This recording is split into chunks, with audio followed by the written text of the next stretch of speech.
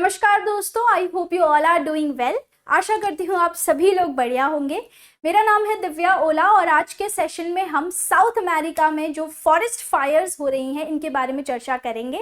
ये रेलेवेंट है with GS paper 3 conservation, environmental pollution, degradation and environmental impact assessment. तो South America क्यों जल रहा है, why South America is burning, this is our today's headline. तो समझते हैं क्या सुर्खियों में है। सबसे पहले अगर हम बात करें तो साउथ अमेरिका के अंदर पिछले 2 दशकों की सबसे खराब, सबसे बोल सकते हैं यहाँ पर सबसे डेंजरस फॉरेस्ट फायर सीजन चल रहा है। फॉरेस्ट फायर सीजन क्यों कह रही हूँ, क्योंकि अगस्त से अक्टूबर का ये टाइम होता है जब साउथ अमेरिका में फॉरेस्ट फायर्स जनरली देखी जाती है। पर यहाँ पर अगर हम देखें तो पिछले 2 दशक के अंदर सबसे बोल सकते हैं आक्रामक और डेंजरस फॉरेस्ट फायर्स हैं।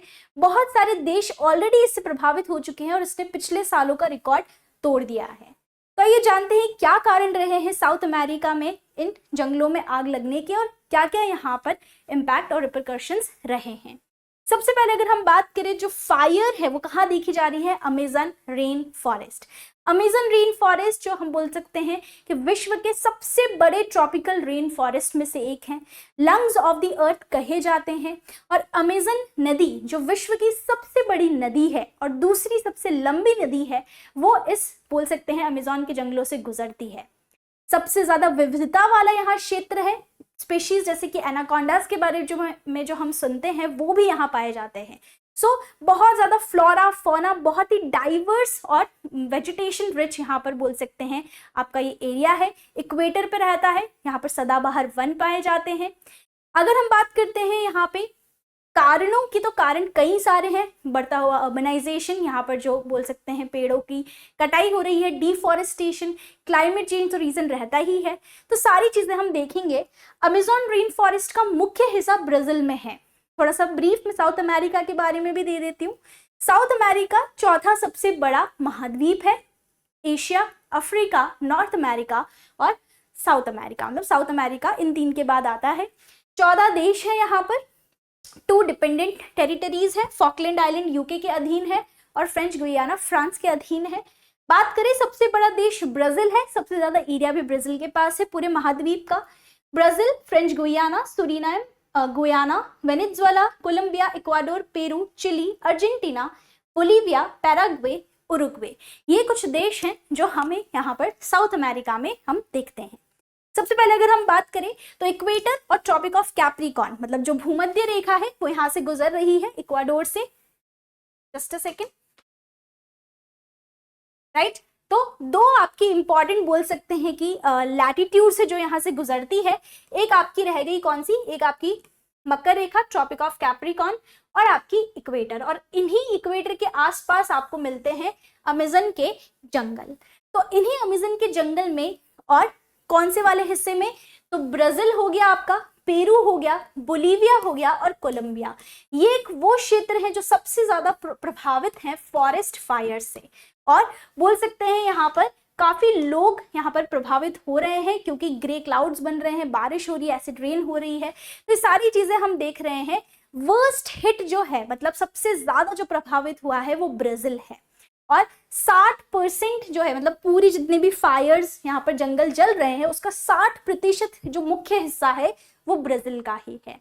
अगर हम बात करें साउथ अमेरिका, बहुत इंपॉर्टेंट है। बहुत अच्छे फिजिकल फीचर्स हमें यहाँ मिलते हैं क्योंकि अगर हम बात करते हैं कि विश्व का सबसे बड़ा झरना जो एंजल फॉल है, जो चुरुन नदी पे बना है, देखिएगा सभी लोग, चुरुन नदी जो कि अगर हम बात करें CHURUN, चुरुन नदी जो कि कैरोनी की सहायक नदी है। और कैरोनी नदी जो ओरिनोको रिवर की सहायक नदी है, ओरिनोको रिवर की सहायक नदी है। तो इसी चुरुन नदी पे बना है आपका एंजल फॉल्स जो वेनेजुएला में है, ये यहीं मिलता है। विश्व की सबसे लंबी जो माउंटेन सिस्टम है जिन्हें हम एंडीज पर्वत कहते हैं, जो 7 देशों से गुजर रहा है, वो भी साउथ अमेरिका में स्थित है। विश्व के सबसे बड़े यहाँ पर ट्रॉपिकल रेन फॉरेस्ट अमेज़न, ये भी यहीं पर स्थित है। विश्व की सबसे बड़ी नदी अमेज़न, वो भी यहीं स्थित है। दूसरी सबसे लंबी नदी भी यहीं पर है। आगे अगर हम बात करें तो यहाँ पर अगर हम देखते हैं तो और जो इम्पोर्टेंट आपको बोल सकते हैं फीचर्स मिलते हैं वो ये है कि आपको ओजस दिल सलादो जो कि विश्व का सबसे ऊंचा सक्रिय ज्वालामुखी है, highest active volcano in the world, वो भी आपको यही मिलता है। विश्व की पूरे पृथ्वी की सबसे सूखा, सबसे ड्राइएस्ट प्लेस ऑन अर्थ, जिसे हम कहते हैं अटाकामा डेजर्ट, वो भी आपको साउथ अमेरिका में ही मिलता है, राइट। इक्वाडोर एक ऐसा यहाँ पर देश है जो कि वॉल्केनोज के लिए जाना जाता है, चिम्बोराजो हो गया, कोटोपैक्सी हो गया, तो बहुत सारे फीचर्स है जो हमें साउथ अमेरिका में मिलते हैं। अब अगर हम बात करें तो मुख्य बात है अमेज़न के जंगल की। अमेज़न की रिवर है वो यहाँ से बहती है, और मदीरा जैसी रिवर, रियो नेग्रो हो गई, आपके यहाँ पर पराना रिवर, ये कुछ मुख्य नदियां हैं जो आपकी कहाँ मिलती है, अमेज़न के जंगलों में मिलती है। 60% ऑलरेडी अगर हम बात करें तो पूरे फॉरेस्ट फायर का 60% ब्राजील के हिस्से में आ रहा है, तो ब्राजील सबसे ज्यादा प्रभावित यहाँ पर क्या हो चुका है, देश हो चुका है। अब अगर हम बात करें कि इसी पूरे बोल सकते हैं रेन फॉरेस्ट के आसपास 3 मेजर इकोसिस्टम है, पारिस्थितिक तंत्र है, जो इस फॉरेस्ट फायर से प्रभावित हुए हैं, जिनमें सबसे पहला तो मैंने आपको बताया अमेज़न, जो कि आपका जो जंगल है, सदाबहार वन है, वो यहाँ पर सबसे ज्यादा प्रभावित है। दूसरा है सेराडो एक तरह से यहाँ पर सवाना ग्रासलैंड है, ये अमेज़न के जंगल है, और सेराडो यहाँ के एक तरह से बोल सकते हैं कि आपके ब्राजील में ही स्थित है, ब्राजील वाले हिस्से में ही सवाना वाले जैसे ग्रासलैंड्स हैं, मतलब घास के मैदान हैं जो आपको मिलते हैं ब्राजील के इस वाले क्षेत्र में। सेराडो, ये पूरा क्षेत्र अमेज़न का है, और यहाँ पर अगर हम देखें तो वो सेराडो ग्रासलैंड्स हैं, राइट, ये प्रभावित है। और अगर हम बात करें तो तीसरा जो मुख्य पारिस्थितिक तंत्र है वो है आपका पेंटेनल वेटलैंड्स, आर्द्र भूमि। आर्द्र भूमि में आपको बता चुकी हूँ कि 6 मीटर तक जहां पर पानी भरा होता है, राइट, उसे हम वेटलैंड कहते हैं। आर्द्र भूमि काफी विविधता वाला और मोस्ट प्रोडक्टिव पार्ट होता है इकोसिस्टम का। तो पेंटेनल वेटलैंड यहाँ पर सीवियरली अफेक्ट हुए हैं, वो भी ब्राजील के अंदर ही स्थित हैं। तो आप देख सकते हो ब्राजील में आपको यहाँ पर स्थित जो सवाना जिस टाइप की ग्रासलैंड्स, घास की भूमि मिलती है, अमेज़न का मुख्य भाग मिलता है, साथ ही में पेंटेनल यहाँ पर आर्द्र भूमि वेटलैंड्स, तीनों ही बहुत ज्यादा यहाँ पर अफेक्ट हुए हैं। तो 3 इकोसिस्टम है जो याद रखने हैं, और इनके नाम आपको ध्यान रखने हैं क्योंकि MCQ बेस्ड या फिर स्टेटमेंट बेस्ड आपको ये पूछा जा सकता है। Cerrado, Pantanal and Amazon. तो वर्ल्ड का सबसे ज्यादा जैव विविधता वाला जो कोई अगर सवाना ग्रासलैंड है तो वो है आपका सेराडो। सभी चीजें आपको ब्राजील में मुख्य रूप से मिलती है। अब अगर हम देखें तो क्यों ये चर्चा में है, तो जैसा कि मैंने आपको शुरुआत में बताया कि महाद्वीप, ये जो महाद्वीप है दक्षिणी अमेरिका, इसका ये वाइल्ड फायर सीजन ही है। मतलब इस दौरान अगस्त से लेकर अक्टूबर के बीच में यहाँ पर जंगलों में आग लगना मुख्य बात है। और ऐसा क्यों होता है, क्योंकि जिस तरह से हमारे मिजोरम में या नॉर्थ ईस्ट में झूम कल्टीवेशन चलता है, जिसमें आप क्या करते हैं कि एक बार के लिए आप जमीन को, जितने भी पेड़ वगैरह हैं उनको जलाते हैं, ऐश में जो न्यूट्रिएंट्स होते हैं उनके अंदर आप सीड लगाते हैं, फिर यहाँ पर खेती करते हैं, हार्वेस्ट करके फिर आप इस बंजर भूमि को मतलब 10-12 साल के लिए छोड़ देते हैं। तो ये देखिए इस तरह से कि आपने जला दिया, तो जब आप जलाते हैं उसको, जब आप जलाएंगे तो आसपास के क्षेत्रों में भी क्या हो जाता है, आग जल जाती है। तो ये कॉमन है, फार्मर्स इंटेंशनली ऐसा करते हैं इस सीजन के अंदर, बट इस बार ये एक आक्रामक रूप ले चुका है। दूसरा अगर हम बात करें तो सूखा पड़ना बहुत इंपॉर्टेंट है कि one of the worst drought यहाँ पर फेस किया है ब्राजील, पेरू, बोलीविया। अमेज़न की एक नदी है, मुख्य सहायक नदी जिसे हम कहते हैं मदीरा, उसमें सबसे कम पानी यहाँ रिकॉर्ड किया गया है अभी तक। इनफैक्ट अमेज़न का पानी भी बहुत कम हो चुका है। तो ये सारे देश यहाँ पर सूखे से प्रभावित हैं। उसके अलावा जो पिछले कुछ वर्षों में जो अल नीनो का प्रभाव है वो भी इस पे पड़ रहा है क्योंकि ईस्टर्न साइड में है। और हाईएस्ट लेवल ऑफ डिफॉरेस्टेशन, जो कटाई हो रही है, वनों की कटाई, अर्बनाइजेशन को देखते हुए, इंडस्ट्रियलाइजेशन को बढ़ते हुए, तो उसकी वजह से भी, क्योंकि वनों की कटाई होगी तो आग ज़्यादा फैल सकती है, राइट।